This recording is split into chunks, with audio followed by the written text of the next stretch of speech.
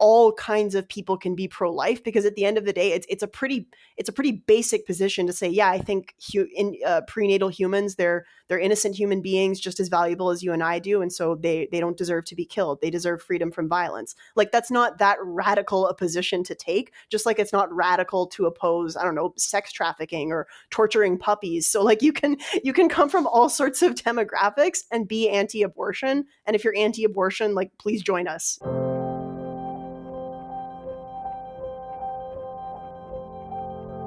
All right, folks, welcome back. Human to the Pro-Life Movement episode, and we are featuring the one, the only Maria McCann. How you doing? I'm doing great, Cam. How about you? Living the dream. I cannot complain. We just finished our online crash course. We've got some more discussions going around that. I'm heading down to Florida again. I'm jealous. I haven't been since 2019. So jealous. Yeah, so I'm fired up. We got good teams going both weeks. I'll only be there for just over 1 week because I'm helping out with the training for both weeks, but then I got to fly back to my lovely wife and children after the second training is done, and Alex, my colleague here in Calgary, is tapping in for me. You've been to Florida before. Is it just 2019 or did you go before that as well? 3 times, 2016, 18, and 19. Yeah. Gotcha. Whew. Experienced person. We'll have to get you back down there again to help out. This is cool. And so I'm sure that some of the people in our audience, many of them possibly, would be familiar with the work that you do. You've been an integral part, I would argue, of the CCPR community for a number of years now, offering training and helping out with activism and leading stuff throughout Southwest Ontario. But I'm curious, if a younger Maria McCann were to view this video, somehow we invented time travel, would a younger Maria McCann be surprised by where you ended up and the role that you are playing in the pro-life movement? Or is this kind of always a little bit of the trajectory that you were on from say, high school kind of thing? Or what was your origin story, I guess? Oh, that's an interesting question. So we don't have a time machine, but we do have a scrapbook project that grade 8 Maria McCann had to make about things she was passionate about. And grade 8 Maria McCann spoke very passionately, but not very eloquently, about how much she opposed abortion and thought it was like one of the number one crises in the world. So I think younger Maria would be surprised at that I'm working in the movement now. Like, that wasn't even something that was really on my radar when I was younger, but I don't think she'd be surprised that it's still something I'm passionate about. In terms of origin story, I was really fortunate to grow up in a super pro-life family. My parents were both very, very pro-life and also both practiced as physicians.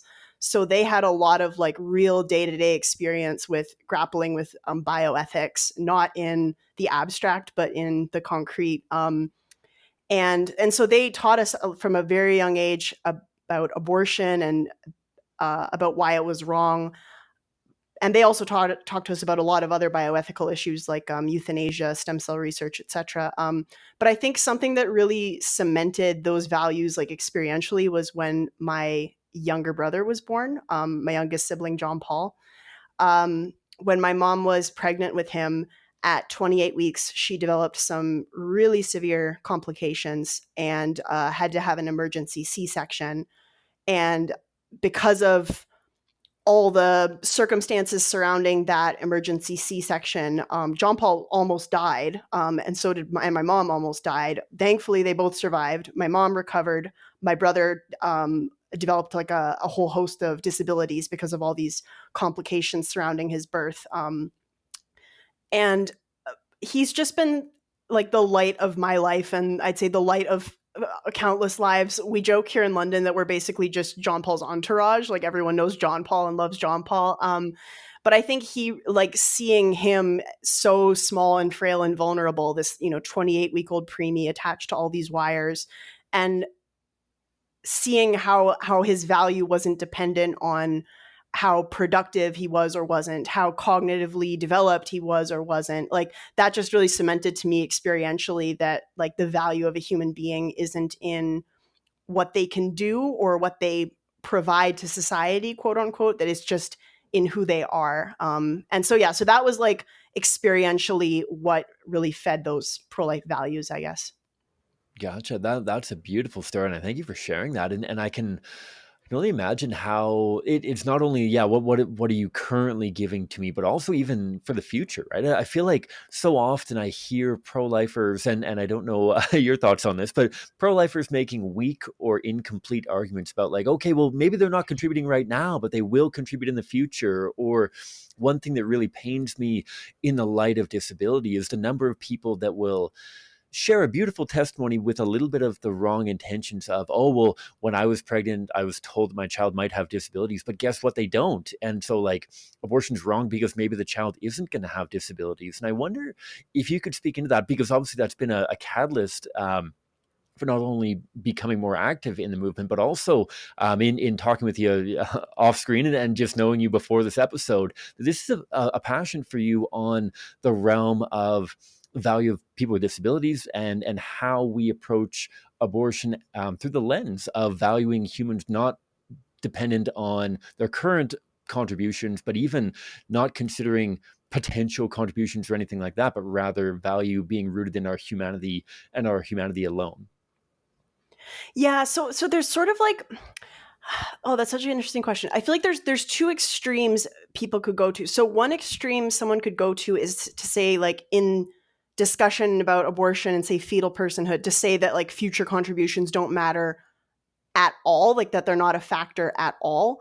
And another extreme you could go to is to say that that's like the most important thing. So I would say that like I do think a human being's life is valuable regardless of what they can or cannot contribute, and regardless of how long they live or don't live. And I also think like one of the factors that makes abortion particularly egregious is that it deprives what the philosopher Don Marquis calls it deprives the embryo of a future like ours. So if you think of all the valuable experiences human beings ever will have, that's stolen completely from an embryo. Like that's it steals her entire future. It steals everything she ever could not just achieve but also experience. So I think that's one of the factors that makes abortion particularly wrong. But I don't think it's the only factor. I think that a human being should have human rights regardless of their abilities, and even if they'll never contribute anything, or even depending on what you even mean by contribute. I think that simply being in the world and being present is a contribution. But yeah, maybe that was like a weird answer to that question, but yeah. No, I think that's fantastic. I think that's a beautiful way to put it, and how, I mean, there's a contribution for the sake of the people around. There's contribution for the sake of their own, like experience for the sake of their own. And even if I don't value a contribution that somebody else is making, like their experience is valuable to them, even if it may not be valuable to me, and all that kind of stuff. This is a bit of a teaser as well, Maria, because I'd love to have you on to dive a little bit more fully into topics like this in a more open and free ranging apologetics style conversation. But in light of the Humans the Pro-Life Movement kind of focus, I'm curious. So that kind of catalyzed a deeper and more intentional approach to the pro-life issue and abortion involvement. And now you're working full time, and I feel like there's a few dots that need to get connected between the two of those, of Yeah, a for sure. profound family experience and now working full time, and maybe walk me through what those dots might include. Yeah, that's a good question. So basically, like as I said, grew up really pro-life. I grew up convicted that like abortion wasn't just like one of the bad things among many, but that it was like a crisis. But I hadn't experienced the fact that I could make a difference in a way that I could actually see. Um, then in university, I joined the pro life club in like my second year because in first year you often don't join a lot of clubs because you're just like trying to float and survive. So like second year, I got more involved with the pro life club, and then uh, got taken to a pro-life student conference in Toronto. And I say got taken to, not went to, because I didn't want to go, but somebody else paid my way, and so I felt like obligated to go out of gratitude.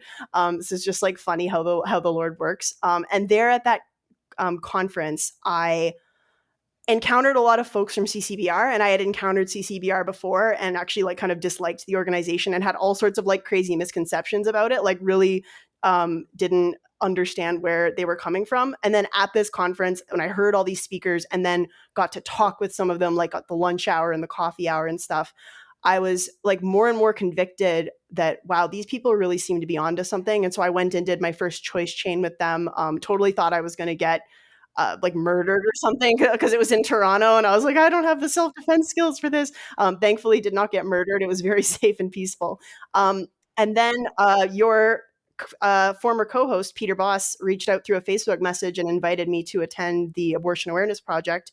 And I thought about it and prayed about it and thought, yeah, I should do that. And so I went and did that in 2016. Basically, felt like a nuclear bomb dropped in my life because I saw all these people become like super pro-life right in front of my eyes, and sometimes I like barely had to do anything. Sometimes all I had to do was kind of gesture at the photos behind me of the abortion victims, and the light bulb would go on for all these different people. And also talked with a lot of people there who were really deeply hurting in different ways, students who, yeah, were just really hurting, and found that just by trying to engage with empathy and kindness, that made a big impact on people. And so I would say from there, I was already thinking, I think I might want to do this professionally. And so then that summer, I interned for National Campus Life Network when they had an office in Toronto. Met a whole bunch of folks who are some of your colleagues now and in the past, and did a lot of stuff with Toronto Right to Life and Toronto Against Abortion as well. So that was like a crazy awesome summer. And then the next summer interned for CCBR, and then like helped co-found London Against Abortion, and like the rest is history, I guess. Yeah. Boom. Love it. The trap line of touch points. And I'm so glad that you brought up the Abortion Awareness Project in Florida, because I feel like it's a catalyst for so many people. I know that it was for me. Of not only could I make a difference, but like you can make a significant difference. You go down there for a week and you talk to like 50 or 60 or maybe even more people, and you witness a dozen of them or more become fully pro-life, and a whole bunch of really good conversations, and all those conversations that like kind of slip away. You get them like 90% of the way there, and they're like, oh, I gotta go to class. You're like, oh my goodness, give me 10 more minutes, and you'll be fully pro-life. And just that understanding that people can change, especially when there's the combination of the human interaction and the abortion victim photography working together to get them thinking about the abortion issue in a whole new way. And that's so cool how it's led to so much leadership and so many different ways that you've been able to get your finger into a whole bunch of different pies. That's awesome. I feel like we've talked about the Blaze conspiracy a long time, and I feel like at some point we're going to get like a subtract on the Maria McCann conspiracy, of the different pies that you've got your fingers in. But Well, some conspiracies are nested inside other conspiracies, Gotcha. to put it mildly. Gotcha. Well, and so maybe looking at those experiences, whether with CCBR, with Toronto Right to Life, or National Campus Life Network, or now with London Against Abortion and other groups, what kind of experiences stand out? Are there particular interactions, conversations, either with abortion-minded people that you've talked to on street corners or on doorsteps, or even within the pro-life movement, of touch points with different pro-life leaders that have stood out as being major motivators or contributors to be as involved and continue to be as involved? Because I'm sure that not all days are sunshine and roses. And so what kind of experiences stand out as motivators to keep you involved and keep you motivated, I guess?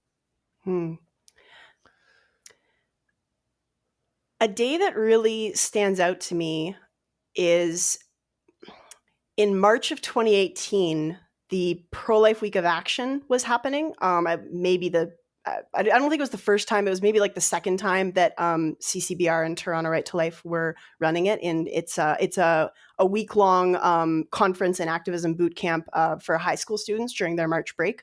And on the final day of it, I wasn't involved in it per se because I was in my last semester at Western University.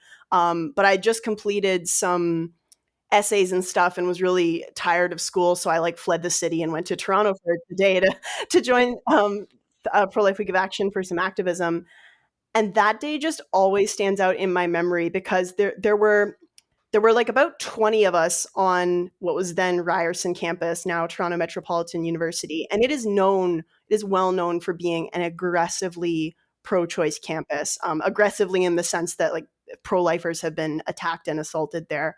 And on this particular day, it was like, I don't want to say shooting fish in a barrel because that sounds like a violent uh, phrasing, but like feeding fish. It was like feeding fish in a barrel, so to speak. I just saw person after person after person become either more pro life or fully pro life. The first two people that I spoke to, like a young woman and then a young man after, were both like kind of in the middle, didn't know what they thought about it. And pretty much as soon as they saw the photos, they became pro life. Like, set up at another corner, a young woman who's really concerned about poverty and difficult circumstances. And so we talk through how that's not an appropriate solution, how killing isn't an appropriate solution to those hardships. And we also talked about the kind of concrete support that's available for mothers. Um, and then she was like, "Oh, I think you guys are doing a great thing here," and left pro life. Another person who walked up to me and just said, "Thank you to you guys for being so respectful and kind," because there were also pro abortion counter protesters there on campus that day, although we thankfully vastly outnumbered them, which was kind of fun. And they were, we always do our best to treat them with respect as well, but we're not going to let them, we're not just going to stand there and let them block us. Like, we're going to try to keep getting our message out. But they were engaging with, anger, hostility, yelling, would try to interrupt conversations even when students stopped and wanted to talk with us. And so this person just said, "Thank you for like showing kindness and respect." And that really was encouraging, because I think that Devora Stacy, who used to work with CCBR and is a dear friend of mine, has often said that, like, at Choice Chain, our job is to show AVP and to be kind to people. And obviously, we want to do more than that if we can. We want to engage with all the amazing apologetics and stuff. But those are our two like baseline goals, and everything on top of that is icing on the cake. There was a young man I met that day who had friends who were in a crisis pregnancy and needed help, but they were all like newcomers to Canada or weren't well connected with the resources. And he told me that they were committed to not having an abortion, like they were committed to their child, but they were really struggling financially and socially. And so I asked him, "Do you know about the pregnancy care centers in Toronto?" And he said he didn't have any idea what those were. And so I walked him through what those were and gave him the resource card for it. And he said to me, he's like, "This is amazing. Like, I was praying for some kind of help to come that I could offer to my friends, and then now I'm standing here talking to you today. Like, this is wild." And I was like, "Dude, this is wild too. Like, I am so happy." But I think another thing I want to say though is that day I was doing activism primarily alongside high school students for whom this was their first pro-life activism, and they were also doing absolutely amazing jobs. So I really want to emphasize that, because although yes, I had maybe more training or more experience than they didn't need years of training and experience to be super effective apologists on the streets. And I'll give you a couple of examples. My friend Micah, who was there that week as a high school student doing the Pro Life Week of Action, he was talking with one of the counter protesters and was just sharing with him these compassionate and effective arguments and why we were there, and being kind and not nasty. And the counter protester got a little frustrated and said, like, "I want to hate you, but you're just so nice," which I think is a great compliment. The researcher Brene Brown sometimes says people are hard to hate close up, and I think that was a good example of it. And yeah, just my friend Sarah, who was again a high school student at that time, she was talking with a whole bunch of university students. They were so impressed by her intelligence with how she communicated that they asked her, "So what year of school are you in here?" And she said, "Fourth year high school." And yeah, so just to summarize, I guess it was such an amazing day. Saw so many people become pro-life, but I wasn't the only one who had all those experiences. All the newbies who just had a few hours of training and experience under their belts, they were also able to do all that and change minds. Yeah. Absolutely. I'm so glad that you mentioned that, because that's been one of the coolest things that I've witnessed of the expansion of, in a lot of ways, the Pro Life Week of Action. I know that Blaze and I are in a bit of a thumb wrestle over the naming of events, because we've been calling our high school events our high school boot camps. But to give a quick shout out high school students and people that are brand new to the movement can see incredible success. To share a couple of random statistics with people.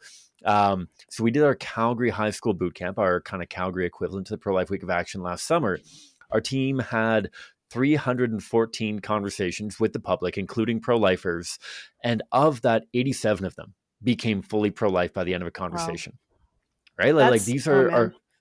right? Like that's wild. And to think that these are grade 10, 11, 12 kids that have never done any pro-life activism before and are diving right in. We saw similar statistics in Winnipeg as well. And they're on college campuses. They're downtown talking to business people and whatnot. These kids can't even drive. And they're changing the hearts and minds of people who are decades older than them, with all of these lived experiences and post-abortive moms and dads and all this kind of thing.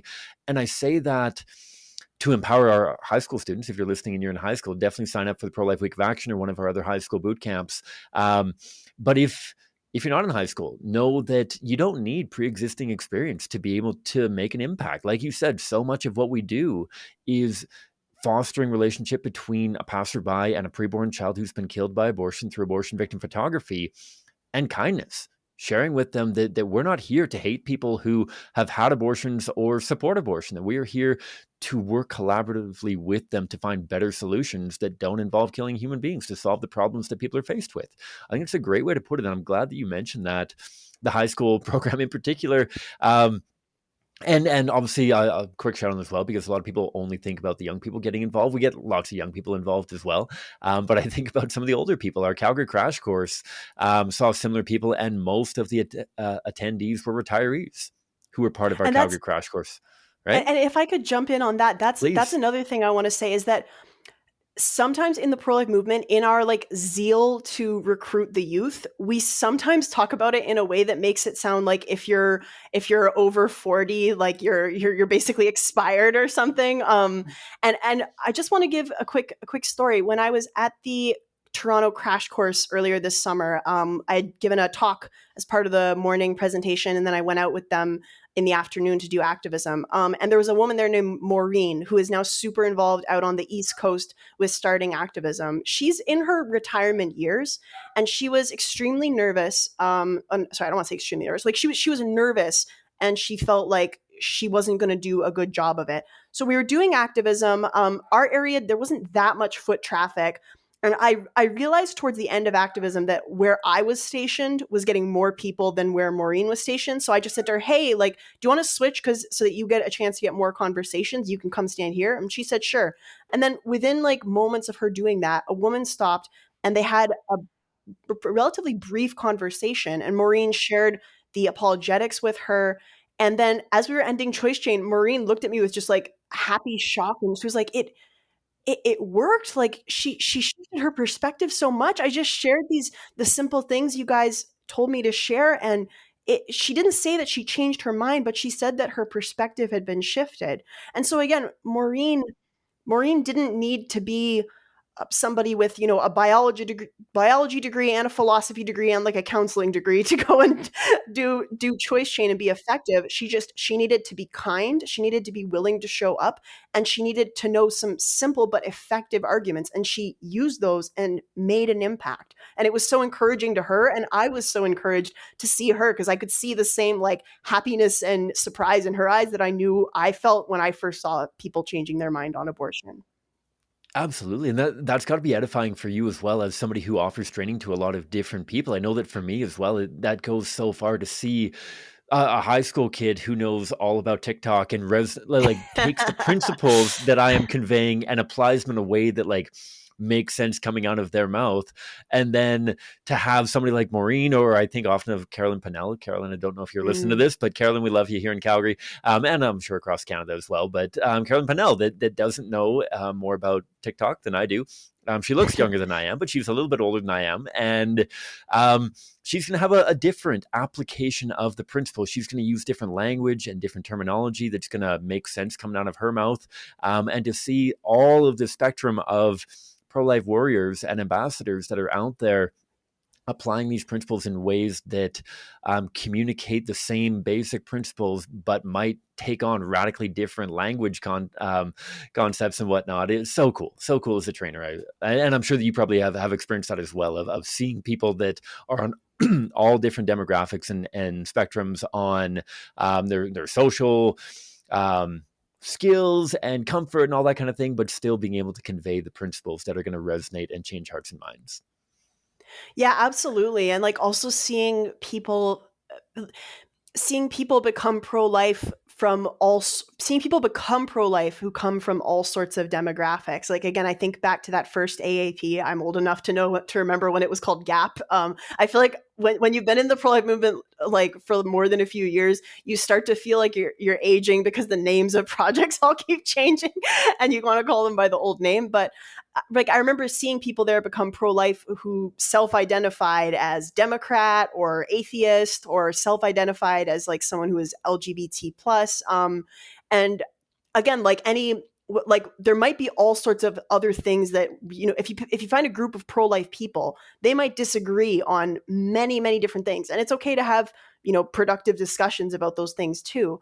But I think we have to remember that like all kinds of people can be pro-life, because at the end of the day, it's a pretty basic position to say, yeah, I think prenatal humans, they're innocent human beings just as valuable as you and I do, and so they don't deserve to be killed. They deserve freedom from violence. Like that's not that radical a position to take. Just like it's not radical to oppose, I don't know, sex trafficking or torturing puppies. So like you can come from all sorts of demographics and be anti-abortion. And if you're anti-abortion, like please join us. Absolutely. Absolutely. Okay. So the last one I want to throw your way of just what's coming down the tube in 2024. I'm sure that with Southwest Ontario being a bit of a hotbed for pro-life engagement and activism anyways, and groups coming up, I know the Peel Against Abortion is really kicking off.